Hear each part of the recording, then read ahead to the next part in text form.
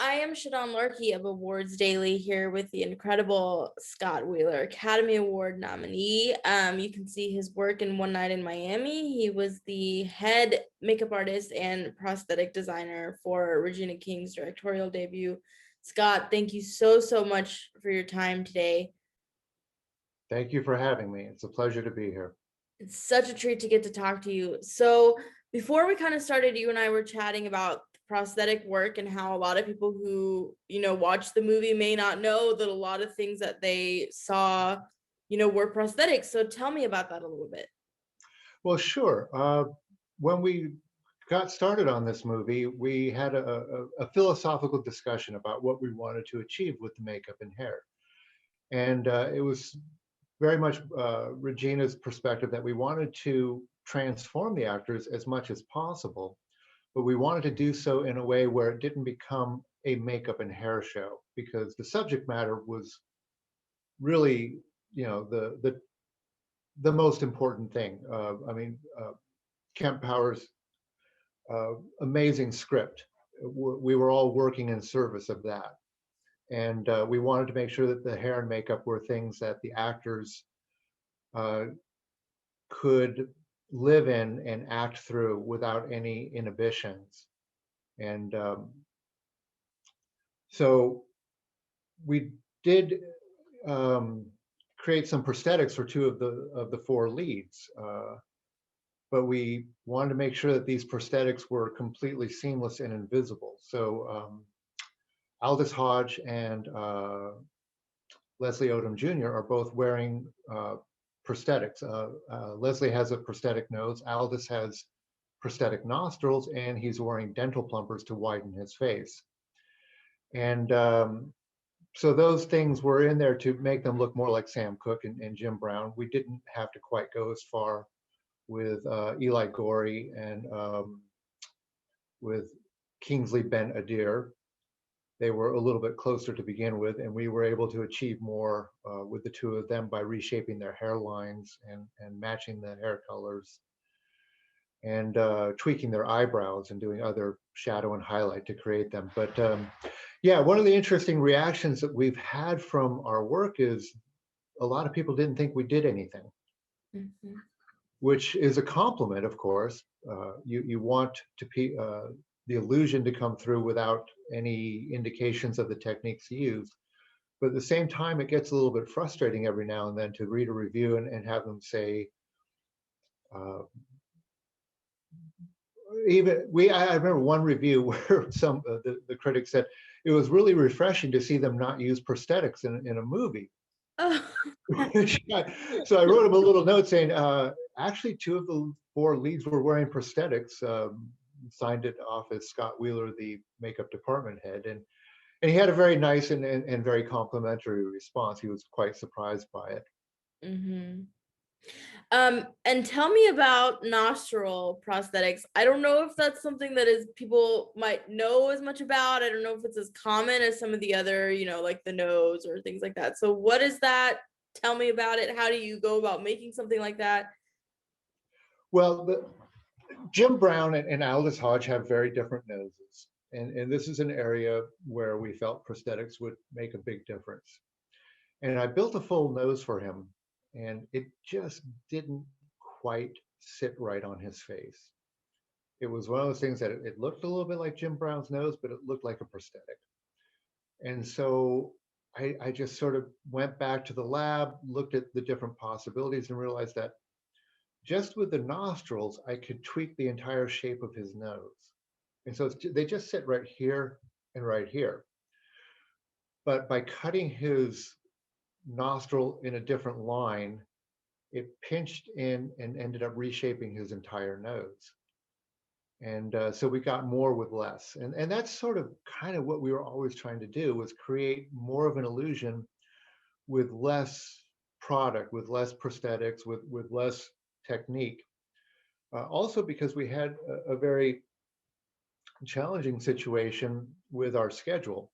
All four of our actors were in almost every day for the first 3 weeks, because we started off in the hotel room.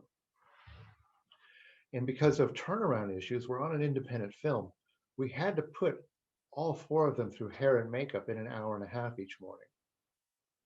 And that's just not a lot of time. So the makeups and the hair had to be designed in such a way to allow each one of them to get through in an hour and a half. And there were times when we were double and triple teaming uh, the prosthetics. Leslie, we actually had three people working on him at one time and got his makeup done in 25 minutes. So we had Sabrina Castro putting the nose down. I'm poking in between her arms, airbrushing the shadow and highlight to create the Sam Cooke chin and jawline. And then Lu Fong Q was doing his eyebrows from the side, switching around. And with Aldous, I would do uh, his eyebrows. Aldous has very thin, high arching eyebrows. And so I had to hand lay eyebrows on him every day to match Jim Brown. So I'd be on one side doing an eyebrow while Sabrina or Lu Fong would be on the other side laying down the nostril, and then we'd switch sides and do that. And then I would go in and finish the makeup with the shadow and highlights to create the overall Jim Brown look. And with Eli and Kingsley, we had to get that.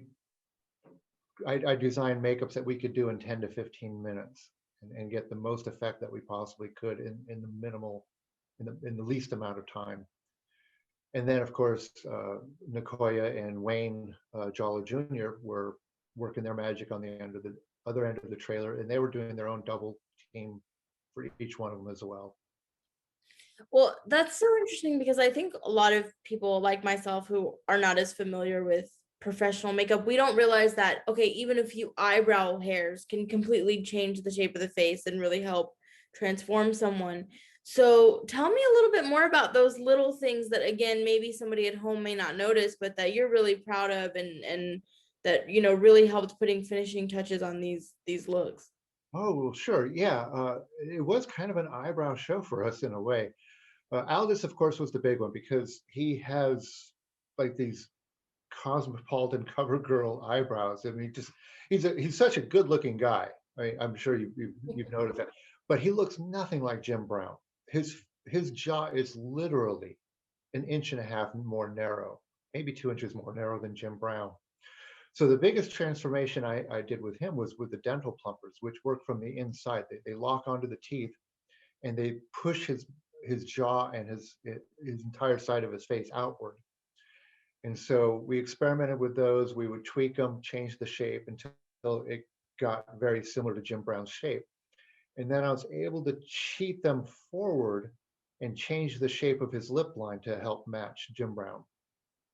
And then we would I would hand lay the eyebrows, which is one of the trickiest things to do because they have to look the same every day. Because for the first 3 weeks of the shoot, he's playing a continuous scene. So if they change shape, density, or anything from one shot to the next, that could jump out. And that's also just, it's in the world of makeup, laying hair is an art form. Laying eyebrows is sort of the trickiest thing you can possibly do. But then there were other little tweaks, like on his eyelids, I put a very strong highlight just above the eyebrow, and then a very, very strong shadow on his eyelid, going all the way down to the lash line to create the heavy eyelid of Jim Brown, because Aldous has these very sort of, um, how would I describe his eyes? They're the opposite of heavy. They're very bright and open. And that was an interesting transformation. And if you were to see it in person, you would see that it's a pretty theatrical makeup. But by trying to carefully blend everything, it hopefully read very naturally on camera.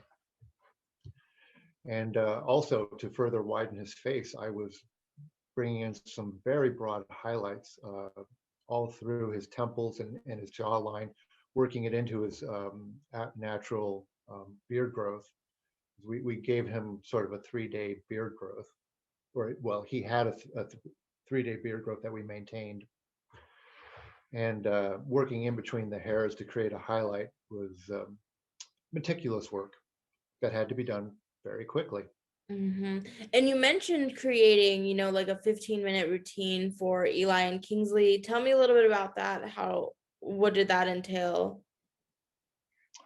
Yeah, well, we basically painted the shape of the characters' faces onto the actors. Did it with airbrush. Airbrush allows us to do very smooth gradations and keep the technique very difficult to discern.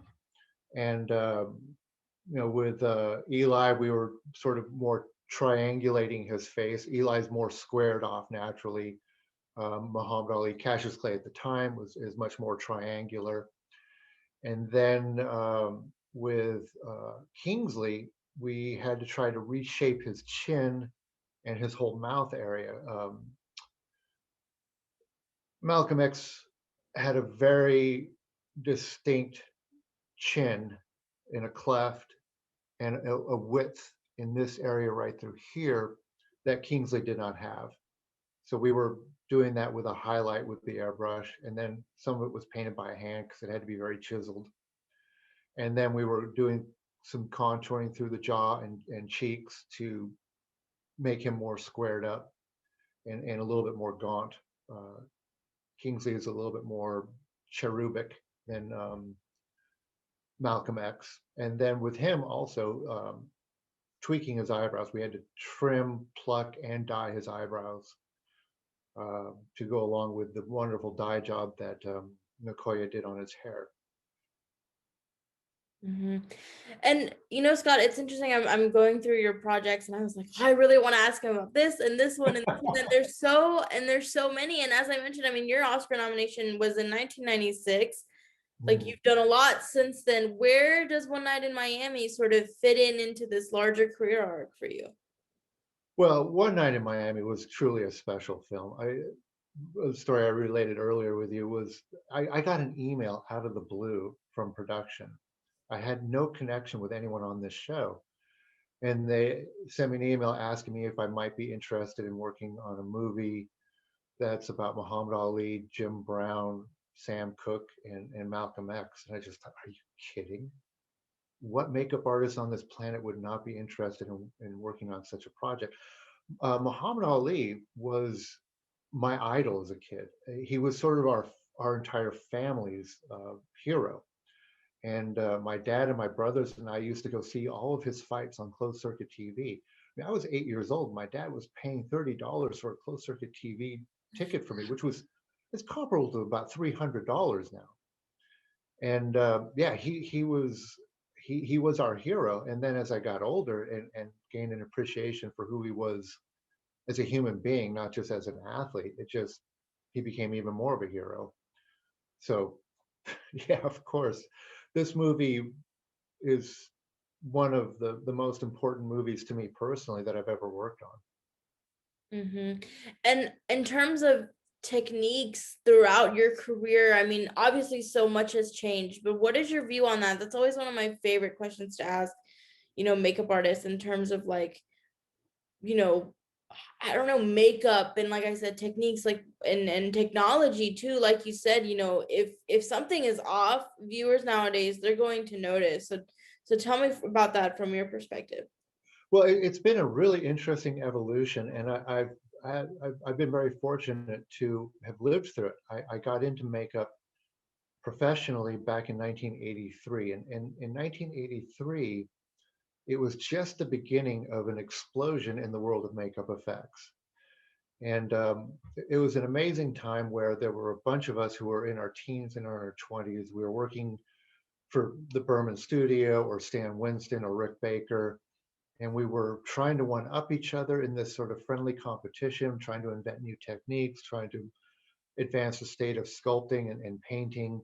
And we'd go home each night and we'd work until midnight on our own projects, and we'd come in with new ideas. And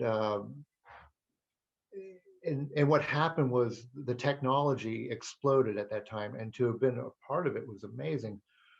But when I look at what we did back then, it was pretty primitive to the current techniques and technologies. The materials have advanced. We've gone from foam rubber to silicone.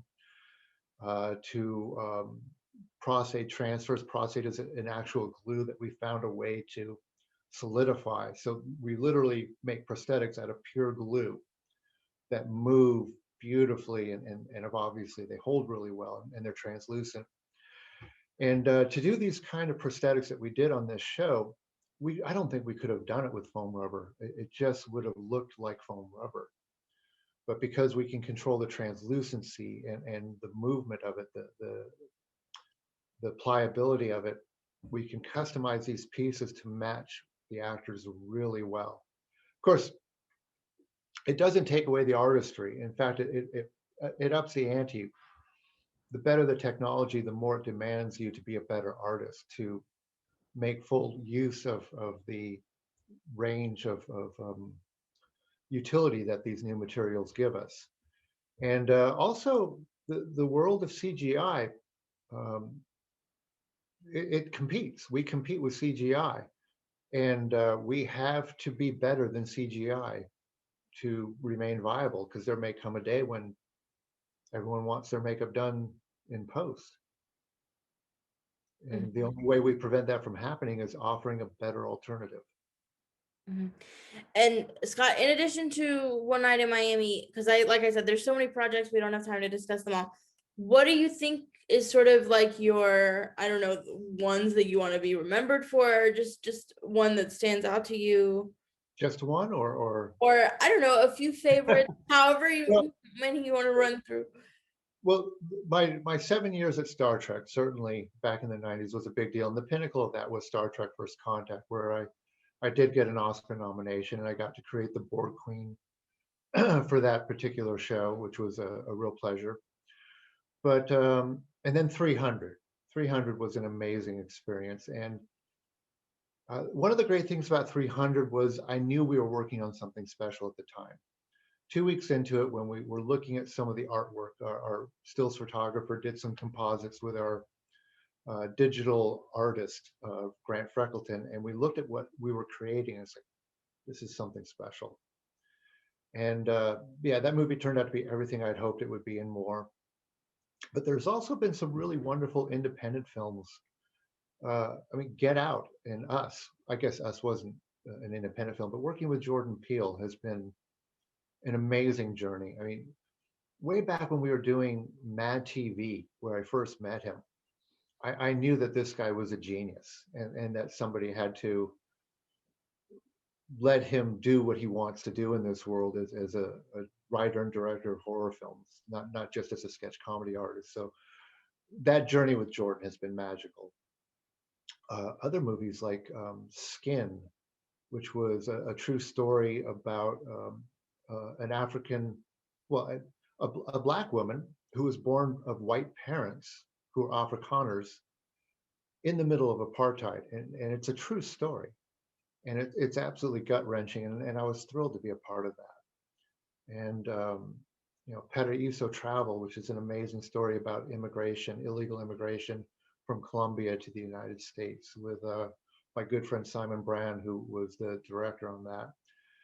And yeah, the independent films like One Night in Miami, they're the ones that are kind of the dearest to me because they come from the heart. Mm-hmm. And as you're saying before, you're so restricted in terms of your budget and your time. It really, you have to be creative, with your resources. It's true, but it's an interesting thing because when you're working on a more sort of corporate franchise project, there's a lot that gets in the way. The approval process, the people who are sort of the gatekeepers of that franchise, they create artistic limitations that we don't have to deal with on independent films. Independent films, we're free to do whatever we want within the scope of the budget and the schedule. But oftentimes that freedom is the grand equalizer, and we're able to make magic out of very little in the way of resources. Well, Scott, thank you so much. It goes without saying, one of the greats of the makeup and prosthetics industry. Thank you so much for your time. Thank you for having me. It's been a real pleasure.